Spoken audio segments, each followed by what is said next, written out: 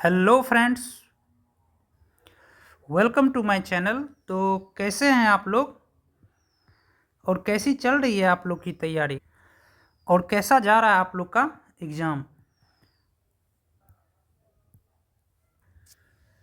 और जो group D का एग्ज़ाम दे चुके हैं उनको तो पता चल ही गया होगा कि एग्ज़ाम का भाई लेवल क्या है। वैसे मैं भी एग्ज़ाम दे चुका हूँ, इसीलिए मुझे भी पता है कि एग्ज़ाम में क्वेश्चन किस तरीके से पूछे जाते हैं। तो उसी टॉपिक पर आज हम लोग आपसे बात करने वाले हैं। और जैसा कि आप लोग देख रहे हैं कि बच्चे लोग भी बहुत सारे मैसेज किए जा रहे हैं कि सर मैं तो इतना अटैम्प्ट किया हूँ, मैं इतना किया हूँ, मेरा एनएससी में इतना ही मार्क्स है, क्या मेरा हो जाएगा। तो पैनिक तो सभी स्टूडेंट हो चुके हैं, ठीक है ना। जिस तरीके से ये क्वेश्चन का लेवल पूछे हैं रेलवे वाले, सभी स्टूडेंट पैनिक हो चुके हैं।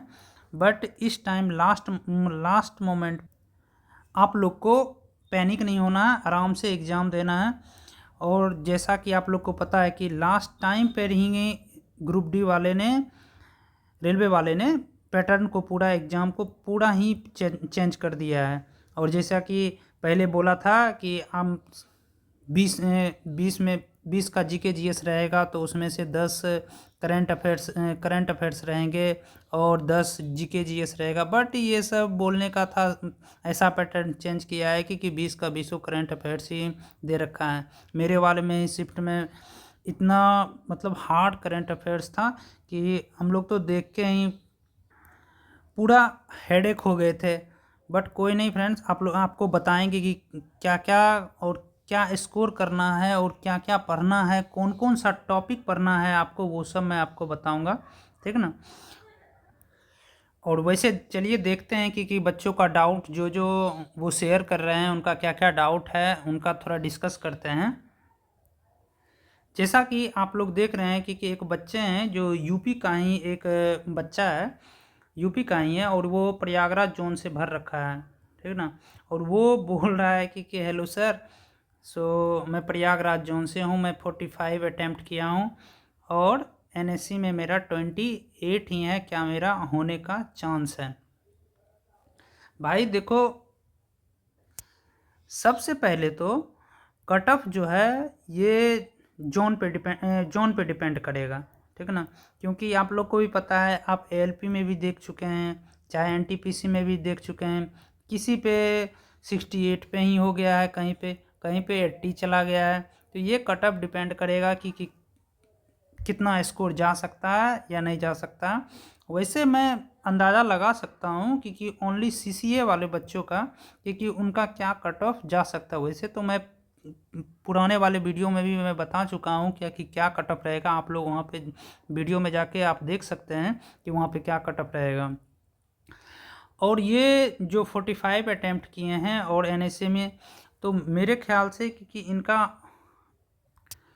होने का बिल्कुल ही चांस है, क्योंकि प्रयागराज में 14 पर कंपटीशन सीट है, ठीक है ना। और जिस टाइप का ये इस बार जिस टाइप का ग्रुप डी का एग्ज़ाम ले रहा है रेलवे ने, और क्वेश्चन देखा जाए तो किसी में मॉडरेट है, किसी में इजी है, तो मेरे ख्याल से हो जाना चाहिए।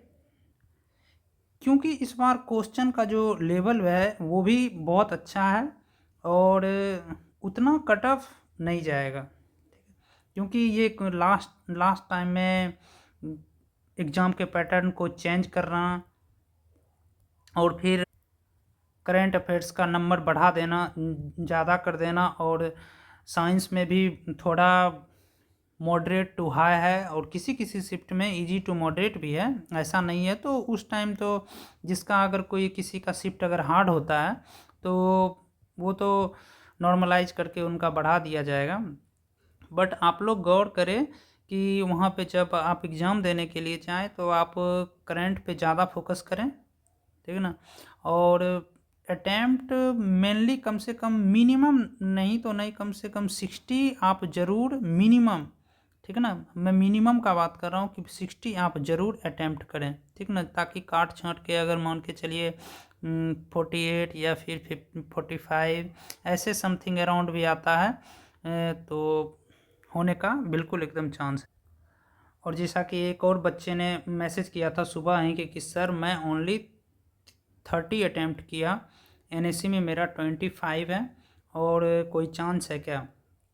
ऐसे ही बहुत सारे मैसेजेस आते रहते हैं, बट चांस तो है। मैं अगर बोलूँ तो कि चांस तो है, क्योंकि पिछले बार अगर 30 कट ऑफ गया था, तो मैं ये नहीं बोल रहा हूँ कि इतना कम कट ऑफ जाएगा, ठीक ना, क्योंकि इस बार भी बहुत सारे अप्रेंटिस बहुत सारे बच्चे हैं जो अप्रेंटिस करके बैठे हुए हैं, ठीक है ना।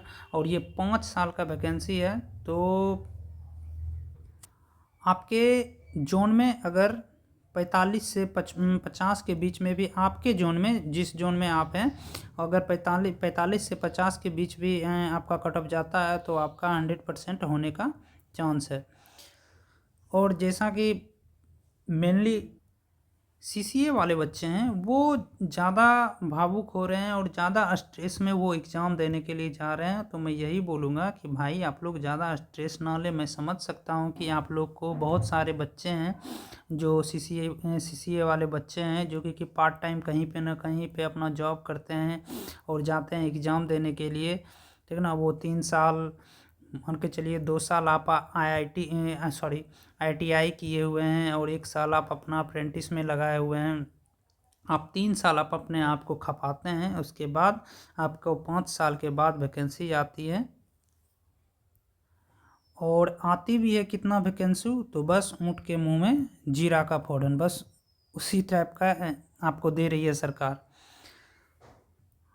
और जो बच्चे ये बोल रहे हैं सीसीए वाले एनएससी वाले कैंडिडेट कि सर मैं तो बिल्कुल नहीं पढ़ा हूँ, मैं पूरा जॉब करता हूँ, कोई प्राइवेट सेक्टर में जॉब कर रहा हूँ, मुझे पढ़ने का थोड़ा भी टाइम ही नहीं मिलता है, मैं क्या करूँ, ठीक है ना। बहुत सारे मैसेज आते रहते हैं, तो मैं उन बच्चों को यही बोलूँगा कि भाई आपने तो कभी कोई एग्ज़ाम नहीं दिया, ना कोई सेट बनाया है, तो आप एक काम कर सकते हैं कि अगर लास्ट टाइम भी आपका एग्ज़ाम मिलता है या 10 दिन भी टाइम मिलता है, तो आप रीजनिंग पे ज़्यादा फोकस करें, ठीक है ना, क्योंकि वही आपको नंबर बढ़ाएगा।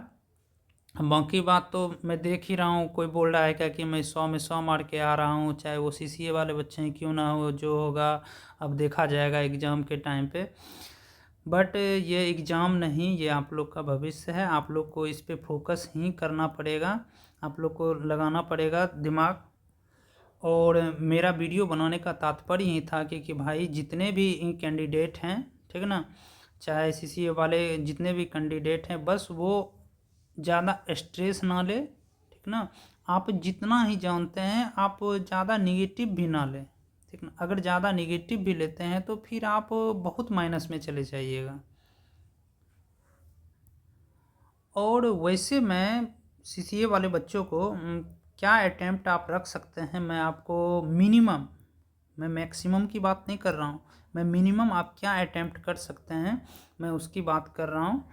तो आप देखिए मैथ में मिनिमम आप 10 कर सकते हैं, और रीजनिंग में तो आप मिनिमम एटलीस्ट 20 तो कर ही सकते हैं। और